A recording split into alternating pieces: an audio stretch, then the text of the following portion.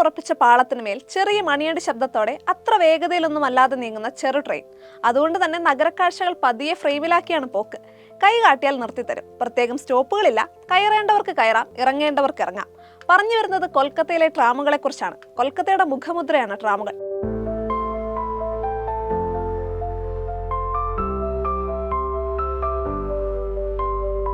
ഏഷ്യയിൽ ആദ്യമായി tram service ആരംഭിച്ചത് കൊൽക്കത്തയിലാണ്. നിലവിൽ ഈ സംവിധാനം ഉപയോഗിക്കുന്ന ഇന്ത്യയിലെ ഏക നഗരവും കൊൽക്കത്ത തന്നെയാണ്. 1873 ഫെബ്രുവരി 24 മുതലാണ് ട്രാമുകൾ കൊൽക്കത്തയിൽ ഓട്ടം തുടങ്ങിയത്. അന്ന് കുതിരശക്തിയിലായിരുന്നു സവാരി. അതിൽ നിന്ന് 2 പതിറ്റാണ്ടിന് ശേഷം ഇലക്ട്രിക് ട്രാം സർവീസിലേക്ക്. കെട്ടിലും മട്ടിലും ചെറിയ ചില മാറ്റമൊഴികെ കൊൽക്കത്തയിലെ ട്രാമുകൾക്ക് 150 വർഷം മുൻപുള്ള അതേ അവസ്ഥ തന്നെയാണ്. അതുകൊണ്ട് തന്നെ സഞ്ചാരത്തിന് ട്രാം സർവീസുകൾ ആശ്രയിക്കുന്നവരും വളരെ കുറവാണ്.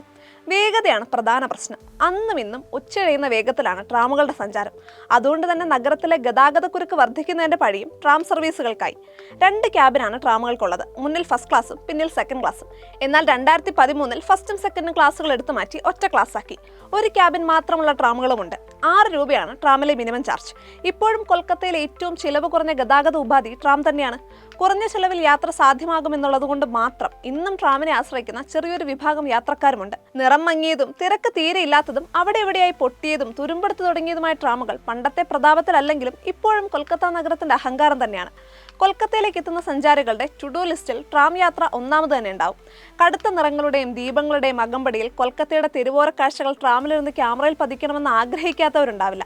അതുകൊണ്ട് തന്നെ നിരത്തുകളിലൂടെ പതിയെ നീങ്ങുന്ന ട്രാമിൽ നഗരക്കാഴ്ചകൾ കണ്ടങ്ങനെ ആസ്വദിച്ചിരിക്കാൻ ഇഷ്ടപ്പെടുന്ന സഞ്ചാരികൾ ഏറെയാണ്. പക്ഷേ സ്ഥിരം യാത്രക്കാരുടെ എണ്ണം കുറഞ്ഞതും നഗരത്തിലെ ഗതാഗതക്കുരുക്ക് നിത്യസംഭവമായതും വൈദ്യുതി നിരക്ക് വർദ്ധിച്ചതും ഉയർന്ന പരിപാലന ചെലവും മെട്രോ റെയിൽ ഉൾപ്പെടെയുള്ള നൂതന നഗരഗതാഗത സംവിധാനങ്ങളുടെ ആവിർഭാവവുമെല്ലാം കൊൽക്കത്തയിലെ ട്രാമുകൾക്ക് വില്ലനായതോടെ 1.5 നൂറ്റാണ്ടിലേറെയായി കൊൽക്കത്ത നഗരത്തിന്റെ ഐഡന്റിറ്റിയുടെ ഭാഗമായ കൊൽക്കത്ത ട്രാം സർവീസുകൾ പാളം വിട്ടു പോകാൻ ഒരുങ്ങുകയാണ്. മുംബൈയിലെ കാലിപ്പീലി കാറുകൾ പതിഞ്ഞതിനേക്കാൾ ആഴത്തിൽ ഓരോ ബംഗാളിയുടെയും ഹൃദയത്തിൽ വേരൂന്നിയ കൊൽക്കത്ത ട്രാമുകളിൽ ഇനി എക്സ്പ്ലനേഡിനും മൈതാനത്തിനും ഇടയിലുള്ള റൂട്ടിൽ മാത്രമാകും സർവീസ് ഉണ്ടാവുക. നഗരത്തിന്റെ ഒരു ഭാഗം എന്ന നിലയിൽ കണക്കാക്കപ്പെട്ടിരുന്ന കൊൽക്കത്ത ട്രാമുകൾ ഓർമ്മയിലേക്ക് മറയുന്നതിന്റെ നിരാശ ജനങ്ങൾ ഇതിനോടകം തന്നെ പ്രകടിപ്പിച്ചു തുടങ്ങിയിട്ടുണ്ട്.